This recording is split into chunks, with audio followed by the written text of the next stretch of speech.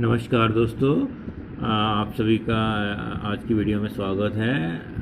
आज जो हम डिस्कस करेंगे बेसिक प्रोपोर्शनलिटी थ्योरम डिस्कस करेंगे, जो ग्रीक मैथमेटिशियन थालेस ने प्रोवाइड करी है। ये जो थ्योरम है मैंने आपको पहले भी बताया, इसमें हमें क्या प्रूव करना है। सपोज़ हमारे पास एक ट्रायंगल है ABC, इसमें हमें D और E इसके DE एक पैरेलल लाइन है जो इसको दो पॉइंट पे बाइसेक्ट कर दो पॉइंट पे कट कर रही है। D और E पॉइंट पे कट कर रही है। तो हमें ये प्रूव करना है AD upon DB is equal to AE upon EC। ये प्रूव करना है हमें। तो थ्योरम की अगर क्वेश्चन फॉर्म में देखेंगे तो हमें क्या गिवन है और क्या हमें प्रूव करना है। If a line is drawn parallel to one side of a triangles to intersect the other two sides in distinct point, the other two sides are divided in the same ratio। तो यही कह रहा है कि अगर line एक हम draw कर देते हैं, DE लाइन ड्रा कर देते हैं पैरेलल टू BC, तो ये जो दो पॉइंट बने हैं D और E, ये तो इनकी जो रेशियो है AD upon DB is equal to AE upon EC। तो इसका सोल्यूशन क्या होगा, कैसे प्रूव करेंगे कि ये जो दो रेशियो हैं वो इक्विवेलेंट है। तो सबसे पहले हमें गिवन क्या है, गिवन है DE पैरेलल टू BC, ये तो हमें गिवन है। अब ये थ्योरम प्रूव करने के लिए आपको कुछ स्टेप्स फॉलो करने हैं, मतलब परफॉर्म करने हैं। तो वो स्टेप्स क्या क्या परफॉर्म करने हैं कि एक तो ADE ट्रायंगल में आपको दो परपेंडिकुलर बनाने पड़ेंगे। एक परपेंडिकुलर EN टू AD कह सकते हैं या AB कह सकते हैं। तो ये EN परपेंडिकुलर बनाना पड़ेगा। आपको पता है परपेंडिकुलर क्या होता है, जो आपका लाइन से 90 डिग्री बनाता है वो परपेंडिकुलर 90 डिग्री एंगल बनाता है, तो वो परपेंडिकुलर होता है।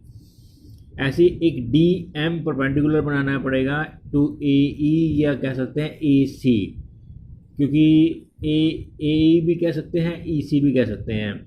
ये परपेंडिकुलर जो EN और DM बने हैं, ये स्मॉल लाइन AD के ऊपर भी परपेंडिकुलर माना जाएगा, या ये लाइन अगर हम B तक एक्सटेंड कर दें तब भी परपेंडिकुलर माना जाएगा। सेम DM के लिए ट्रू है। AE पे भी परपेंडिकुलर माना जाएगा और AC पे भी परपेंडिकुलर माना जाएगा। और एक तो आपको ये दो स्टेप परफॉर्म करने हैं कि दो परपेंडिकुलर बनाने पड़ेंगे। आपको एक स्टेप क्या करना पड़ेगा, आपको जो दो लाइंस पैरेलल हैं DE पैरेलल टू BC, इस DE पे आपको दो ट्रायंगल बनाने पड़ेंगे। कौन से DB कह लो या BDE कह लो, जैसे मर्जी कह सकते हो। कि आपको दो ट्रायंगल बनाने पड़ेंगे BDE और DEC। तो दो पैरेलल लाइंस के बीच में आपको ये दो ट्रायंगल बनाने पड़ेंगे। तो ये 3-4 स्टेप्स हैं आपको जो परफॉर्म करने हैं अगर आपको ये थ्योरम प्रूव करनी है। तो अगर हम सॉल्यूशन का देखेंगे, हमें अब इसके बाद में आपको सॉल्यूशन एक्सप्लेन करूँगा मैं। पहले आपको अब के नेक्स्ट स्टेप क्या है वो क्या करना है। तो पहले तो आपको ये पता लग गया कि आपको ये 4 स्टेप परफॉर्म करने हैं। दो परपेंडिकुलर और दो ट्रायंगल्स आपको बनाने हैं पैरेलल लाइंस के अंदर।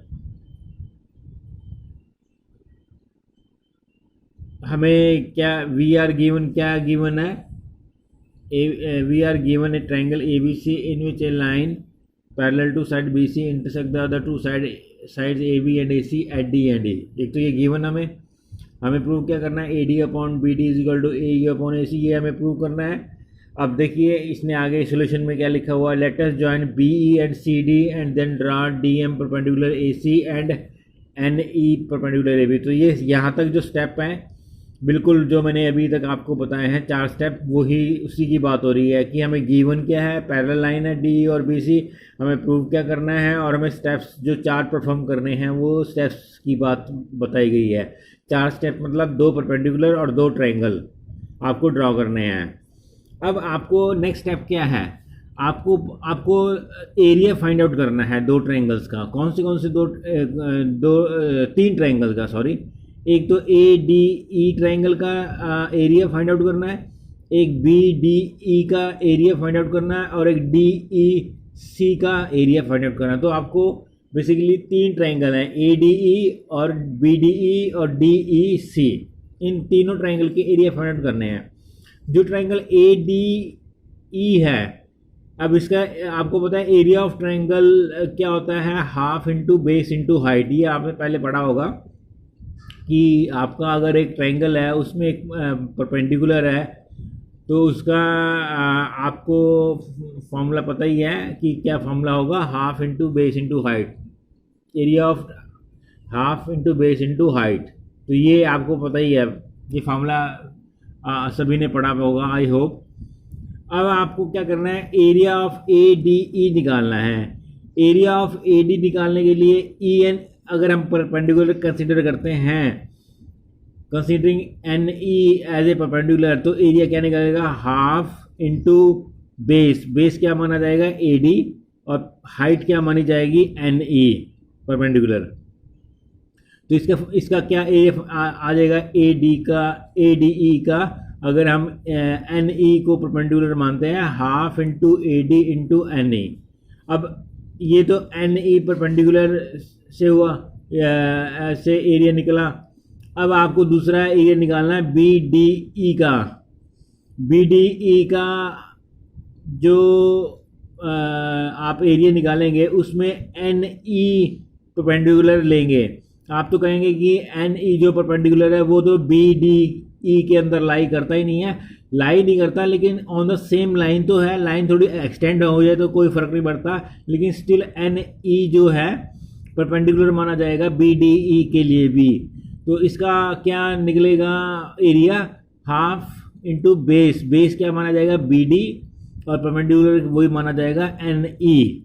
तो इसका एरिया क्या निकल गया, half into B D into N E. तो ये एरिया निकल गया। ऐसे ही अब आपको एरिया दोबारा से निकालना है A D E considering D M as a perpendicular. समझ रहे हैं आप, मैं ये कह रहा हूं कि आपको ए डी ई का तो एक बार आपने एरिया निकाला एन ई परपेंडिकुलर कंसीडर करते हुए। अब आपको क्या करना है, ए डी ई का एरिया निकालना है डी एम परपेंडिकुलर मानते हुए। तो क्या इसका एरिया फाइंड आउट करेंगे आप, half into A E base है और डी एम हाइट है। तो आपका क्या एरिया निकल गया, half into A E into D M. तो ये एरिया निकल गया। फिर आपको एरिया निकालना है डी ई सी का। जो एरिया डी ई सी का है, इसका बेस तो ई सी माना जाएगा और परपेंडिकुलर क्या माना जाएगा, डी एम। तो ये आप अगेन वही कंफ्यूज हो जाते हैं बच्चे कि जो डी एम परपेंडिकुलर है वो तो डी ई सी के अंदर लाइन नहीं करता।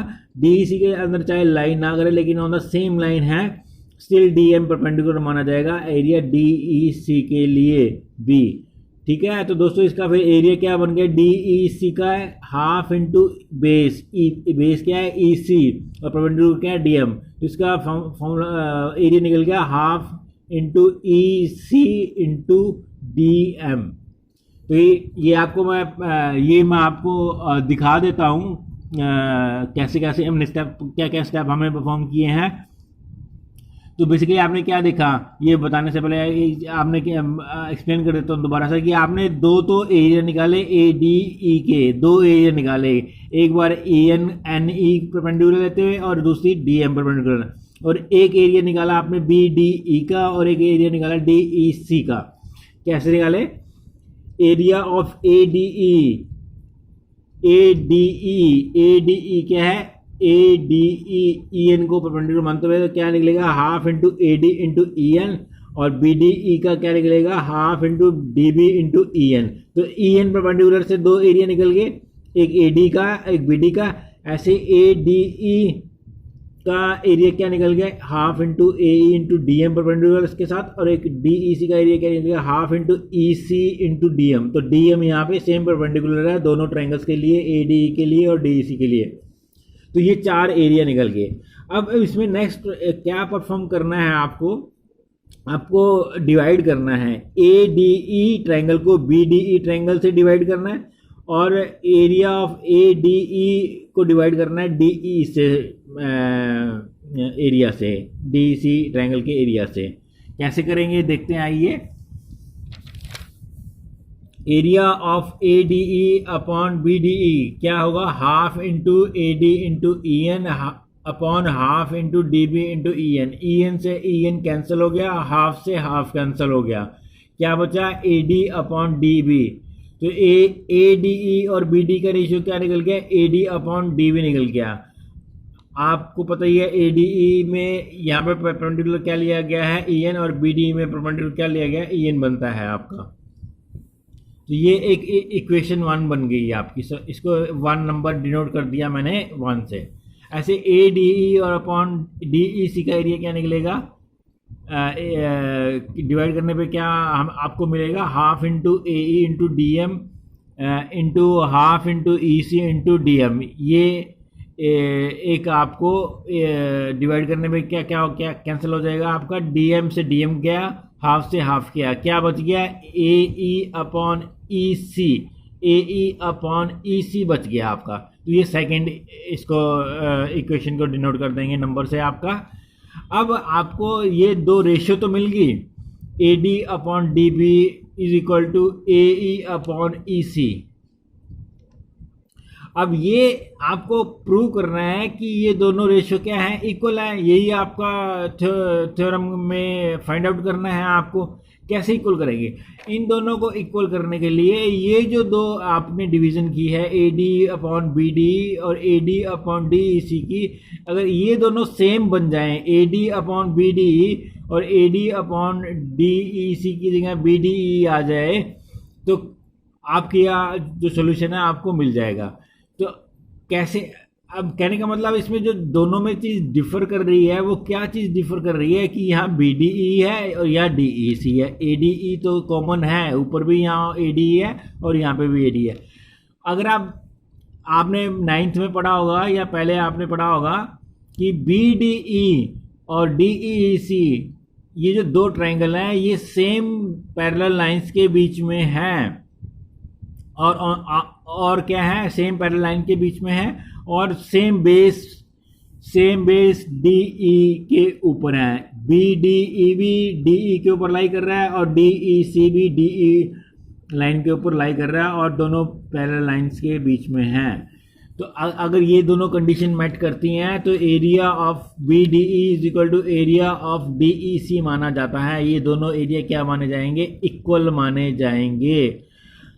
आपको यही रीज़न देना है, अगर आपसे टीचर पूछता है यही रीज़न देना है कि बी डी ई और डी ई सी का एरिया बराबर कैसे माना गया, तो आपको यही बताना है कि दोनों ट्राइंगल जो हैं सेम पैरेलल लाइंस के बीच में लाई कर रहे हैं, और इनका बेस जो है डी ई वो भी कॉमन है।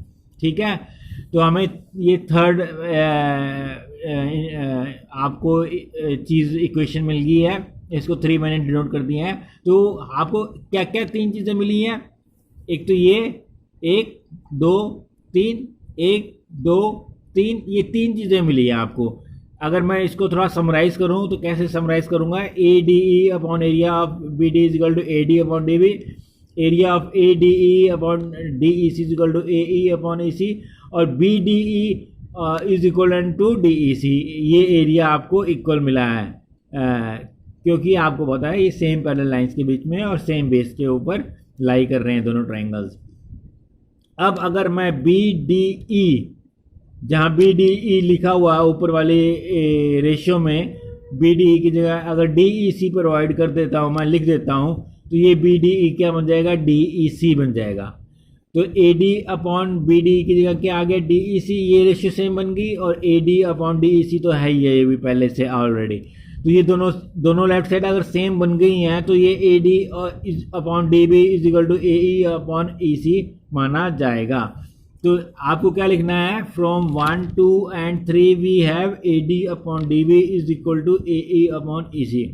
तो इसके साथ ही आपकी ये थ्योरम प्रूव हो जाती है कि भी अगर आप एक लाइन पैरेलल ड्रॉ करते हैं डी ई, अगर आप एक लाइन पैरेलल ड्रॉ करते हैं D E parallel to B C और आपकी ए बी को वो काटती है डी पे और ए सी ई को काटती है ई पे, तो आपकी ये दोनों ratio A D upon D B is equal to A E upon A C मानी जाती है। तो यही आपका बेसिक प्रोपोर्शनलिटी थ्योरम है। अब आइए नेक्स्ट डिस्कस करते हैं converse of basic proportionality theorem का। कन्वर्स में क्या आपको डिस्कस करना है? कन्वर्स में ये डिस्कस करना है कि आपको गिवन क्या है, A D upon D B is equal to A E upon E C. ये रेशियो तो आपको गिवन है और आपको प्रूव क्या करना है कि ये D E parallel to B C है, यानी अगर रेशियो बराबर है तो ये D E parallel to B C मानी जाएगी। आइए डिस्कस करते हैं अब।